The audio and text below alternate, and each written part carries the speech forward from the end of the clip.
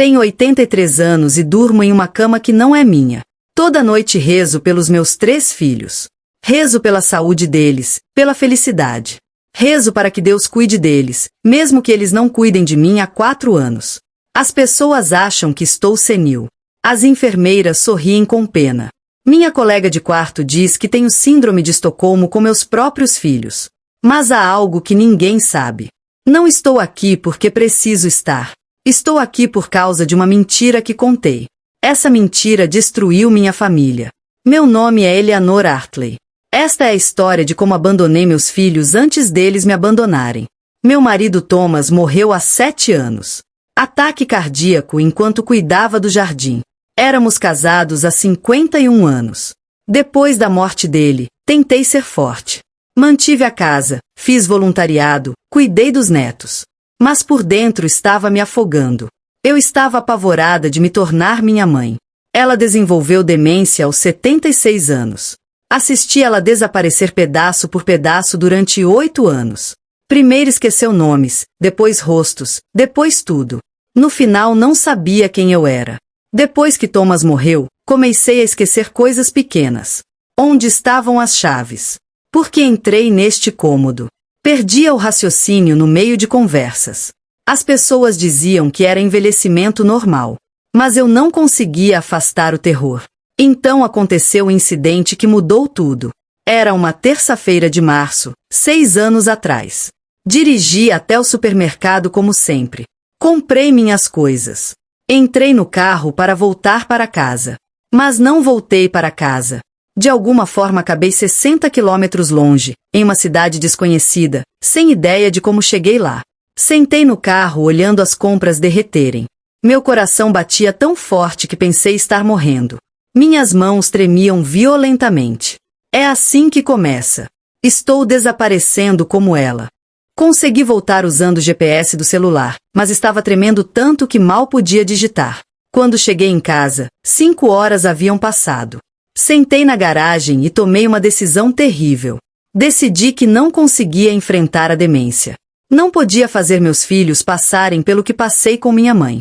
Não podia me tornar aquela estranha de olhos vazios. Decidi desaparecer nos meus próprios termos. Antes que pudessem me ver esquecer deles. Decidi fazê-los pensar que eu queria partir. Meus filhos Rebecca, Daniel e Sarah estavam ocupados com suas próprias vidas. Rebecca era advogada trabalhando 80 horas por semana. Daniel lutava com divórcio e guarda dos filhos. Sarah fazia fertilização tentando ter um bebê. Nos 3 meses seguintes, orquestrei meu próprio exílio. Comecei a agir difícil com eles. Quando Rebecca ligava, era fria e reclamava. Quando Daniel visitava com os netos, criticava tudo. Quando Sarah confiava em mim sobre fertilização, dei conselhos cruéis que a fizeram chorar. Me matava fazer isso. Cada palavra dura era como serrar pedaços do meu coração. Mas me convenci de que era necessário. Comecei a falar sobre asilos. Disse que estava cansada da casa. Que queria estar perto de pessoas da minha idade. Escolhi o asilo Meadowview porque era longe. 90 minutos de Rebecca, 2 horas de Daniel, 3 horas de Sarah. Disse que tinha as melhores avaliações. Na verdade escolhi porque seria difícil visitarem. Difícil me verem deteriorar. Eles resistiram. Rebecca procurou lugares mais perto. Daniel ofereceu sua casa. Sarah sugeriu morar com ela. Mas recusei tudo. Fui fria. Provoquei brigas. Disse coisas imperdoáveis. Disse a Rebecca que sua carreira a tornará egoísta demais. Disse a Daniel que o divórcio provava que não conseguia manter um lar. Disse a Sarah que talvez Deus não desse filhos porque seria uma mãe terrível. Essas palavras ainda ecoam à noite. A expressão de Sarah vejo toda vez que fecho os olhos. Eles desistiram de lutar. Ajudaram a vender a casa. Me mudaram para Meadowbrook. Arrumaram meu quarto com fotos. E então partiram. Porque fiz acreditar que era isso que eu queria. No primeiro ano visitavam regularmente. Mas permaneci fria e distante. Encartava conversas. Reclamava constantemente. Lentamente as visitas diminuíram. 1 vez por mês. Depois a cada 6 semanas. No final do 2º ano quase pararam. Rebecca mandava cartas impessoais. Daniel ligava brevemente. Sara parou completamente. Eu tinha sucesso em afastá-los. Mas a demência que tanto temia nunca veio. Meus lapsos de memória não pioraram. Percebi que eram apenas envelhecimento normal com luto e ansiedade. Aquele incidente no supermercado foi um ataque de pânico. Um episódio único, não demência. Havia destruído meu relacionamento com meus filhos baseado em um medo que nunca se materializou. Mas era tarde demais para voltar atrás. 3 anos depois, minha colega Patrícia disse algo que mudou tudo. Sabe qual é a pior parte de envelhecer? É perceber que os filhos esperavam você se tornar irrelevante. Ficam aliviados quando acabamos aqui. Não precisam pensar em nós. Estamos resolvidas. Fora da vista e da mente. Cada palavra era verdade sobre minha situação. Comecei a me sentir genuinamente abandonada. A ironia é terrível. Eu projetei meu isolamento, mas agora experimentava como rejeição real. Criei o papel tão bem que esqueci que estava atuando. 4 meses depois, Daniel visitou pela primeira vez em 3 meses. Trouxe flores muchas. Conversamos 20 minutos. Então olhou o relógio. Devo ir. O trânsito vai ficar ruim. Algo em mim estralou. Você acabou de chegar. Ele ficou desconfortável. Estou aqui há meia hora. 23 minutos. Chronometriai. Não sei o que quer de mim, Daniel disse. Dirigi 2 horas para cá. Tenho que voltar. Os meninos têm futebol. Estou tentando. Você escolheu este lugar. Sua voz subiu. Você nos afastou. Deixou claro que não nos queria. O que deveríamos fazer?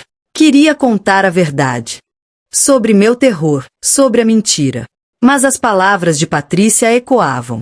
Eles estão aliviados. Você está fora da vista. Então disse, saia. Volte para sua vida confortável.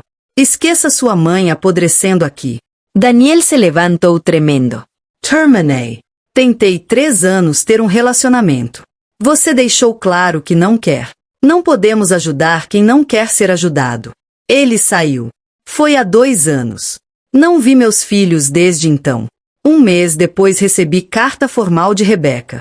Em papel de escritório de advocacia. Informava sobre um fundo para cobrir minhas despesas pelo resto da vida. Era profissional e impessoal. A mensagem era clara. Suas necessidades financeiras serão atendidas. Não peça mais nada. Daniel estabeleció pagamentos automáticos. Sara nunca mandou nada. O silêncio dela era absoluto. Realizei o que queria. Cortei meus filhos da vida. Mas a demência nunca veio. Estava saudável. Demente, Clara. Envelhecendo normalmente. E agora estava completamente sozinha. Patricia me encontrou correndo. Acabará de confirmar os pagamentos automáticos. Não falava com um humano conectado à família em 6 meses. Eu disse, ela falou. É isso que filhos fazem. Reduzem você à obrigação financeira e chamam de amor. Comecei a escrever cartas tarde da noite. Longas cartas explicando tudo. O medo, o pânico, a mentira, a percepção terrível de que destruí nossa relação por nada. Enchi cadernos com cartas que nunca enviaria. Porque mesmo que acreditassem, eu disse coisas imperdoáveis. Algumas palavras nunca podem ser retiradas. 1 ano passou. Depois mais 6 meses. Fiz 83 anos. Sem cartões. Sem ligações. Estava desaparecendo, sendo apagada das vidas dos meus filhos. Então, 3 meses atrás, tudo mudou. Um membro da equipe veio me buscar. Eleanor, há alguém para vê-la. Meu coração saltou. Um dos meus filhos. Mas era uma mulher desconhecida. Jennifer Marks, investigadora particular. Senhora Hartley, fui contratada por seus filhos. Querem verificar seu bem-estar e investigar preocupações sobre seu cuidado aqui. Preocupei-os. Que preocupa-cois? Jennifer tirou uma pasta. Eles receberam cartas anônimas nos últimos 6 meses. Cartas alegando que você está sendo maltratada. Que seu dinheiro está sendo mal usado. Que está sozinha e sofrendo. O mundo congelou. Quem enviou essas cartas? Jennifer pareceu desconfortável. É parte da investigação. Mas seus filhos querem saber se está sendo mantida aqui contra a vontade. Se alguém me impediu de contatá-los. Foi Patrícia, minha colega? Jennifer consultou notas. Patrícia Jameson, sim. Eu já sabia. Patrícia viu minha solidão e decidiu transformá-la em arma. Estava escrevendo aos meus filhos criando história, onde eu era vítima de negligência institucional. Preciso ver as cartas. As cartas eram obras-primas de manipulação. Patrícia escreveu com mão trêmula, fazendo parecer de residente anônimo preocupado. Pinta-me como frágil, confusa, isolada. Eleanor Hartley senta na janela esperando visitantes que nunca vêm. A equipe ri das orações dela. Chamam de delusional. Alguém precisa contar à família. Outra detalhava incidentes falsos. Medicamentos retidos. Quarto dado a outros. Equipe roubando pertences. Nada era verdade. Meadovru não era perfeito, mas não era predatório. A carta mais condenatória dizia: Eleanor está morrendo. Tem 6 meses. Pede pelos filhos constantemente. A instituição disse que a família não quer contato. Mentira. Alguém precisa contar antes que seja tarde. Eu não estava morrendo. Estava em boa saúde. Mas meus filhos não sabiam. Jennifer me observou. Senhora Hartley, algo disso é verdade? Deveria ter dito não imediatamente. Que era tudo mentira de mulher amarga. Mas não consegui falar. Porque misturadas com mentiras estavam verdades.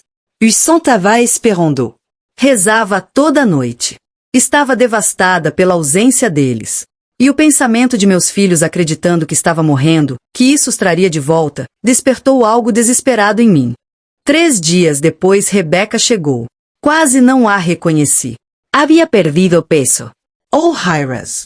Parecia 5 anos mais velha. Foi direto ao escritório do administrador. Passou 2 horas olhando documentos. Depois me chamaram. Rebecca parecia devastada. Mãe, precisamos conversar sobre o que está acontecendo. Este era meu momento. Podia contar a verdade. Tudo. Mas quando abri a boca, não queria preocupar vocês. O rosto dela desmoronou. Nos preocupar? Pensamos que estava morrendo. Pensamos que este lugar explorava você. Tem ideia de como foi receber essas cartas sabendo que abandonamos você? A culpa na voz dela era palpável. Algo terrível se mexeu em mim. Ela se sentia culpada. Pela primeira vez em 2 anos meus filhos sentiam algo forte por mim. As cartas foram exageradas, disse. Mas estou solitária. Sinto falta de vocês. Não estou morrendo, mas não estou vivendo. Era a coisa mais verdadeira em 4 anos. Rebecca pegou minha mão. Mãe, sinto muito. Deveríamos ter estado aqui. Deixamos você nos afastar, mas deveríamos ter tentado mais.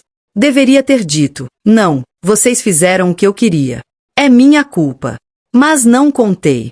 Porque a mão dela estava quente e senti tanta falta disso. Estava apavorada de que se contasse a verdade perderia isso de novo. A investigação continuou 1 semana. Não encontraram exploração financeira. Meadovru gerenciava tudo corretamente. Mas encontraram isolamento institucional. Residentes sem família recebendo menos atenção. Rebecca me mudou para a nova instituição 3 semanas atrás. 30 minutos do apartamento dela. Menor, mais pessoal, mais caro. Visita 2 vezes por semana agora. Daniel vem todo domingo com os meninos. Sara visitou 2 vezes. Acham que me resgataram. Que me salvaram de negligência sem culpa minha. Pedem desculpas repetidamente por não visitar mais. E deixei acreditar. Deixei carregar culpa por abandono que projetei. Aceito desculpas por pecados que não cometeram. Patrícia estava certa. Sou covarde. Mas não por acabar sozinha. Sou covarde por não admitir que escolhi essa solidão. Que a construí tijolo por medo. Que destruí minha família para evitar destino que nunca veio. Ainda rezo toda noite. Mas também rezo, por favor me perdoe pela mentira que ainda vivo. Por favor me perdoe por ser fraca demais para contar a verdade. Por favor nunca deixe descobrirem que estão curando ferida que infligi a mim mesma. Semana passada Rebecca trouxe caixa de coisas antigas. Dentro havia fotografias. Thomas e eu. Meus filhos crescendo. Momentos que pareciam sem importância, mas agora são infinitamente preciosos. Havia também caderno. O diário de minha mãe dos primeiros estágios da demência dela. Abri com mãos tremendo. Uma passagem escrita quando ela tinha 77, minha idade exata durante o pânico, parou meu coração.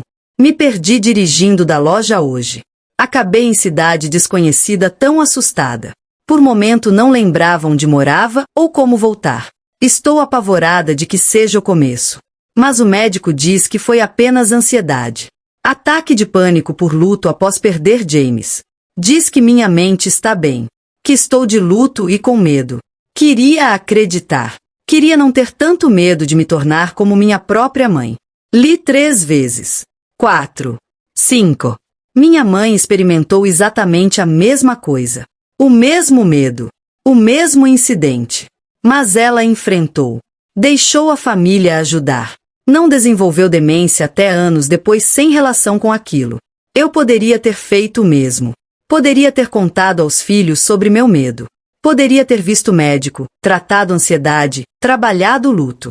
Poderia ter deixado me ajudarem. Mas não deixei. Porque estava tão convencida de que sabia como a história terminaria que nunca considerei outros finais. Rebeca me viu chorando. Mãe, está bem? Olhei para minha filha linda que reorganizou a vida para estar perto. Que assumiu culpa esmagadora por abandono que não causou. Que visitava 2 vezes por semana e trazia flores e segurava minha mão e pedia desculpas. Este era meu momento. Podia mostrar o diário. Podia explicar tudo. Podia finalmente contar a verdade. Estou bem, disse. Apenas emocional com memórias antigas. Ela apertou minha mão. Zai. Mas estamos fazendo memórias novas agora. Melhores. Assenti. Sorry. DXI accreditor. Porque algumas mentiras ficam grandes demais para confessar. Algumas verdades ficam destrutivas demais para contar. Meus filhos reconstruíram relacionamento comigo baseado na culpa deles e minha vitimização. Se contar a verdade agora, que os afastei deliberadamente, que rejeitei amor deles como plano calculado, não vai nos liberar. Vai destruir a paz frágil que reconstruímos. Vão me odiar. Não por ser difícil. Por deixar carregar culpa por algo que era minha culpa. Por aceitar desculpas por pecados que não cometeram. Por permitir que remodelassem vidas para me resgatar quando nunca estive em perigo. A verdade não vai me libertar. Vai apenas transferir isolamento de volta para mim. Desta vez merecidamente. Então carrego sozinha. Este conhecimento de que tudo que acreditam é construído sobre mentiras em camadas. Tenho 83 anos. Toda noite junto mãos e rezo por meus filhos. Rezo pela saúde, felicidade, sucesso. Rezo para que Deus cuide deles. E rezo por perdão por pecado que nem sabem que cometi. Porque aprendi tarde demais que o pior tipo de abandono não é ser deixada sozinha. É escolher solidão por medo e ser covarde demais para admitir essa escolha quando o amor tenta te encontrar de novo. Daniel trouxe os meninos ontem. 12 e 14 anos agora. Sentaram comigo 1 hora falando de escola e esportes. Me chamaram vovó e me abraçaram ao partir. Depois abri gaveta da escrivaninha. Dentro estão todas aquelas cartas que escrevi. Páginas de confissão e verdade. Guardei dizendo que um dia terei coragem de dar aos filhos. Mas sei que nunca terei. Meus filhos acham que me salvaram. Talvez salvaram. Apenas não do que pensam. Não sou a vítima que acreditam ser. Sou a arquiteta da minha própria solidão. E a ironia mais cruel é que minhas orações por eles são sinceras. Amo com tudo que tenho. Quero felizes, saudáveis, bem-sucedidos. Mas amei como covarde ama. De distância que criei. Atrás de muros que construí. Através de camadas de mentiras que sou fraca demais para remover. Rebeca vem hoje à noite. Traz jantar do restaurante italiano que eu amava. Mandou mensagem perguntando se preciso de algo. Respondi, apenas você. Apenas ver você é suficiente. E aquilo pelo menos era verdade. Pelo tempo que me resta, seja 6 meses ou 6 anos, vou passar do mesmo jeito. Aceitando amor que não mereço. Carregando culpa que meus filhos não sabem. Rezando por pessoas que rezam por mim. Vivendo dentro de mentira que talvez seja a única coisa mantendo minha família unida. Eles me deixaram em asilo uma vez. Ou melhor, me deixei e fiz pensar que foi ideia deles. Mas voltaram. Me encontraram. Me resgataram do isolamento que criei. E agora toda noite rezo por eles. Rezo para que a mentira se sustente. Rezo para que o amor seja real mesmo quando a história não é. Porque no final todos construímos narrativas que tornam nossa dor suportável. Contamos histórias para sobreviver. A minha só acontece de ser história onde sou vítima e vilã. Abandonada e abandonadora. Quem reza e quem mais precisa dessas orações? E que Deus me ajude. Vou levar meus segredos para o túmulo se isso significa que meus filhos nunca precisam saber que cada desculpa deles foi desnecessária e cada perdão que sussurrei de volta foi mentira. Toda história deixa uma marca. Se essa tocou seu coração, faça a árvore que conta crescer com seu like e sua inscrição.